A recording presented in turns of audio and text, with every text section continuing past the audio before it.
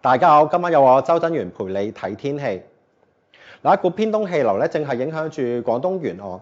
與此同時，喺南海嘅東北部咧，呢度係有一個嘅低壓區，佢係逐漸移向台灣一帶嘅。透過大範圍嘅衛星影像可以見得到，呢個低壓區相關嘅唔穩定天氣咧，正係影響住南海嘅東北部。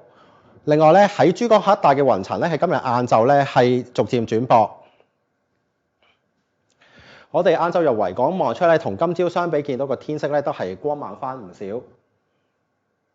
而各區錄得嘅最高氣温分佈係介乎28至到係31度之間不等。嚟到今晚同埋聽日嘅詳細預測，會係大致多雲，有幾陣嘅驟雨。氣温係介乎26至到係29度之間，吹和緩嘅東至到東南風。再睇下電腦嘅預測。嗱，預料一道低壓槽咧會喺週末期間逐漸係靠近華南沿岸地區，咁呢區嘅驟雨係會增多嘅。加上活躍嘅西南季候風同埋高空擾動影響，喺下週初至到中期，華南地區同埋南海北部咧間中有大驟雨同埋係狂風雷暴。最後睇下8日嘅預測。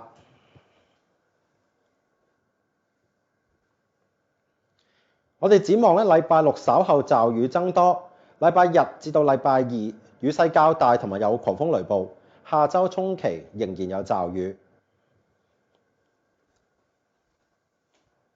今晚同你睇到呢度，下次再見。